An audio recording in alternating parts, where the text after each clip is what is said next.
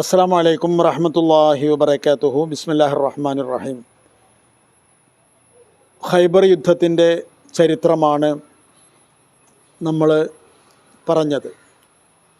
ഖൈബർ യുദ്ധം ഹിജറ 7-ാം വർഷത്തിൻ്റെ ആദ്യത്തിലായിരുന്നു എന്ന് നാം പറഞ്ഞു. അതോടുകൂടെ സാമൂഹ്യ രംഗത്ത് അല്ലെങ്കിൽ രാഷ്ട്രീയ രംഗത്ത് ഒരു ശക്തമായ മാറ്റം മൊത്തത്തിൽ മദീനയിൽ അല്ലെങ്കിൽ മദീനയോട് ഉള്ള സമീപനത്തിൽ പ്രകടമായി. അത് നമുക്ക് ആലോചിച്ചാൽ അറിയാം. ഇപ്പോൾ അഹ്സാബ് യുദ്ധത്തോടുകൂടെ ഇസ്ലാമിൻ്റെയും നബി സല്ലല്ലാഹു അലൈഹി വസല്ലം തങ്ങളുടെയും ഏറ്റവും വലിയ ശത്രുക്കളായ മുശ്രിക്കുകളുടെ എതിർപ്പ് കുറഞ്ഞു, അല്ലെങ്കിൽ അവർ പരസ്യമായ ഒരു യുദ്ധത്തിന് ഇനിയില്ല എന്ന തീരുമാനത്തിൽ എത്തിച്ചേർന്നു. അതേപോലെ തന്നെയാണ് ഖൈബർ യുദ്ധത്തിലും ഉണ്ടായത്. നേരത്തെ ബനു ഖുറൈള, ബനു നളീർ, ബനു ഖൈനുഖാഅ് തുടങ്ങിയ സംഭവങ്ങളൊക്കെ നമ്മൾ നേരത്തെ പറഞ്ഞു. അതിലൊക്കെ തന്നെയും അവർക്ക് ഇസ്ലാമിൻ്റെ സ്വാധീനം ശരിക്കും ബോധ്യപ്പെട്ടതായിരുന്നു. അച്ചടക്കത്തോടെ ജീവിക്കാൻ അവർക്ക് കഴിയുമായിരുന്നു, പക്ഷേ അവർ അച്ചടക്കത്തോടെ ജീവിക്കാൻ ആഗ്രഹിക്കുന്നുണ്ടായിരുന്നില്ല. അതുകൊണ്ട് തന്നെ അവരുടെ ഇടയിൽ പ്രശ്നങ്ങൾ കൂടുതലായിരുന്നു. അവരുണ്ടാക്കിയ പ്രശ്നങ്ങൾ വലുതായിരുന്നു. അതുകൊണ്ട് അവർ മദീനയിൽ നിന്ന് പോകേണ്ടി വന്നു. പിന്നെയും അവർ പിടിച്ചു നിൽക്കാൻ ശ്രമിച്ചത് ഖൈബറിലായിരുന്നു. ഖൈബർ യുദ്ധം കൂടി വിജയിച്ചതോടുകൂടെ രണ്ടാമത്തെ ആ വലിയ ശത്രുവിനെയും അടക്കിയിരുത്താൻ ഇസ്ലാമിനും നബി തിരുമേനി സല്ലല്ലാഹു അലൈഹി വസല്ലം തങ്ങൾക്കും സാധ്യമായി എന്നതാണ് ചരിത്രത്തിൻ്റെ ഒഴുക്കിൽ നിന്ന് നമ്മൾ മനസ്സിലാക്കേണ്ടുന്ന ഏറ്റവും പ്രധാനപ്പെട്ട പാഠം. പിന്നെ ഇനി അവിടെ നബിയുടെയും ഇസ്ലാമിൻ്റെയും മുമ്പിൽ പ്രധാനപ്പെട്ട ശത്രു ഒന്ന് മാത്രമേ ഉള്ളൂ. അതേതാണെന്ന് ചോദിച്ചാൽ അത് നേരത്തെ നമ്മൾ പറഞ്ഞിട്ടുണ്ട് പലപ്പോഴും. പ്രാകൃത അറബ് ഗോത്രങ്ങളാണ്. നമ്മൾ നേരത്തെ പറഞ്ഞ ബനു ഗത്ഫാൻ എന്നൊക്കെ പറയുന്ന ഗോത്രങ്ങൾ. അവർ മറ്റുള്ള രണ്ട് ശത്രുക്കളിൽ നിന്നും ഒരുപാട് വിഭിന്നരാണ്. മുശ്രിക്കീങ്ങളും യഹൂദികളും അവരുടെ മതപരമായ വിശ്വാസങ്ങളുടെ ഉൾപ്രചോദനം കൊണ്ടാണ് സത്യത്തിൽ അവർ ഇസ്ലാമിനെയും നബിയെയും എതിർക്കുന്നത്. പക്ഷേ അറാബികൾ എന്ന് പറയുന്ന ഈ വിഭാഗം, മൂന്നാമത്തെ വിഭാഗം ജനങ്ങൾ നബിയെയും ഇസ്ലാമിനെയും എല്ലാം എതിർക്കുന്നത് അതിൻ്റെ പേരിലല്ല, മറിച്ച്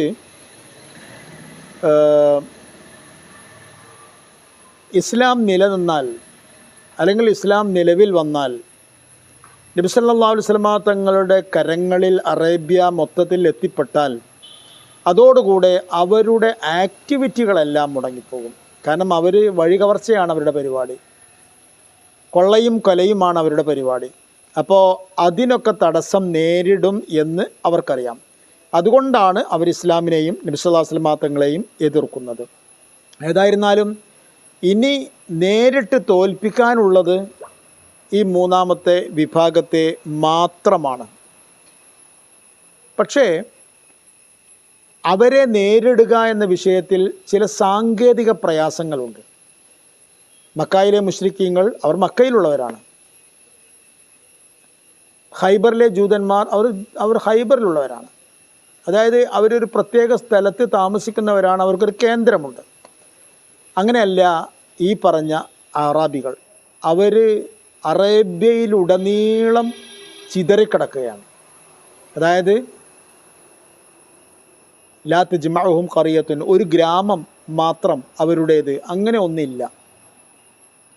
അതുകൊണ്ട് തന്നെ ഒറ്റയടിക്ക് ഒരു സൈനിക നീക്കത്തിന് സ്ട്രക്ചർ അനുസരിച്ച്, സോഷ്യൽ സ്ട്രക്ചർ അനുസരിച്ച് കഴിയാത്തൊരു സാഹചര്യമുണ്ട്.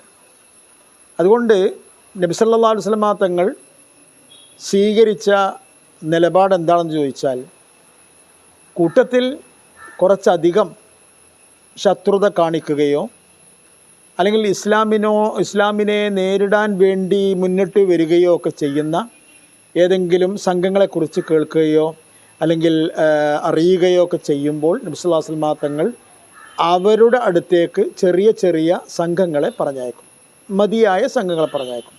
അങ്ങനെയാണ് നബി അത് ചെയ്തിരുന്നത്, അവരെ നേരിട്ടിരുന്നത്. ആ നേരിടാൻ വേണ്ടി നബി സ്വല്ലല്ലാഹു അലൈഹി വസല്ലം തങ്ങൾ അയച്ച ശരീഅത്തുകൾ ഒരുപാടുണ്ടായിട്ടുണ്ട് ആ സമയത്ത്. ആ കൂട്ടത്തിൽ ഏറ്റവും പ്രധാനപ്പെട്ട ഒരു ഗസ്വത്തും ഉണ്ടായിട്ടുണ്ട്.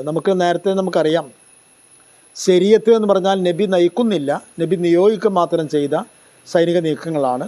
നബി സല്ലല്ലാഹു അലൈഹി വസല്ലം തങ്ങൾ നേരിട്ട് നയിക്കുന്ന സൈനിക നീക്കങ്ങളാണ് ഗസ്വത്തുകൾ. അത്തരത്തിലുള്ള ഒരു നീക്കം നടന്നത് നജിദിൻ്റെ ഭാഗം, നജിദാണ് പ്രധാനമായും അവരുടെ ഒരു പ്രദേശം എന്ന് പറയുന്നത്. അതുകൊണ്ട് ആ കൂട്ടത്തിൽ ആറാബികളോടുള്ള അല്ലെങ്കിൽ ആറാബികളെ നേരിടുക എന്ന വിഷയത്തിൽ ഉണ്ടായതിൽ വെച്ച് ഏറ്റവും വലിയ നീക്കം ഹിജ്റ 7 ഉണ്ടായത്.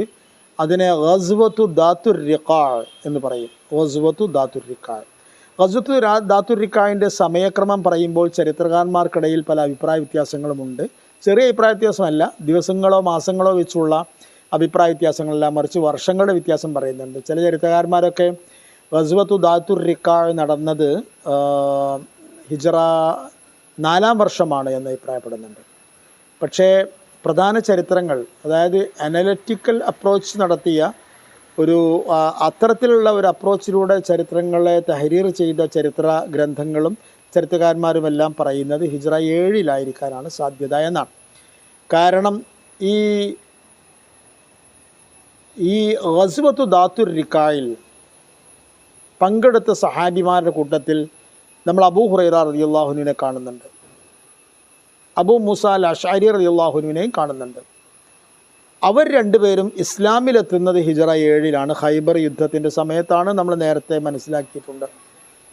അപ്പോൾ അങ്ങനെ ആകുമ്പോൾ ഗസ്വത്തു ദാത്തുർ റിഖാ ഹിജ്റ 7 ശേഷമായിരിക്കാം നടന്നിരിക്കുന്നത് എന്നതാണ് ശരിയായ അനുമാനം. പിന്നെ ഇവിടേക്കുള്ളൊരു പ്രയാസം, സാങ്കേതികമായ പ്രയാസം, കൃത്യമായ കലണ്ടർ സംവിധാനങ്ങൾ ഇല്ല എന്നുള്ളതാണ്. നമ്മുടെ ഇന്നത്തെ കാലത്ത് ഇരുന്നു കൊണ്ട് നമ്മൾ ആലോചിക്കുമ്പോൾ അതൊക്കെ അയുക്തികമായി തോന്നിപ്പോകും. പക്ഷേ സത്യത്തിൽ അന്ന് കാലഗണനയുടെ ഒരു പ്രാധാന്യവും പ്രസക്തിയും ആ സമൂഹത്തിൽ ഉണ്ടായിരുന്നില്ല. നമുക്കിന്ന് അങ്ങനെയല്ല. നമുക്കിന്ന് ഡേറ്റുകൾ, മാസങ്ങൾ, വർഷങ്ങൾ, കൃത്യമായ തീയതികൾ തുടങ്ങിയവ അനിവാര്യമാണ്. അതില്ലാതെ നമ്മുടെ ജീവിതത്തെ ഫോം ചെയ്യാൻ കഴിയില്ല. അതുകൊണ്ട് നമുക്കിപ്പോൾ അതിൻ്റെ ഒരു പ്രാധാന്യം അറിയാം. ഏതായിരുന്നാലും വളരെ ആധികാരികമായ ചരിത്രങ്ങളുടെ പക്ഷം അനുസരിച്ച് ഹിജ്റ 7 ഹിജ്റ റബീഉൽ അവൽ മാസത്തിലായിരിക്കും ഗസ്വത്തു ദാത്തുർ റിഖാ നടന്നത് എന്നാണ്. എന്തായിരുന്നു ഗസ്വത്തു ദാത്തുർ റിഖാ പറയാം. അസ്സലാമു അലൈക്കും വറഹ്മത്തുള്ളാഹി വബറകാതുഹു.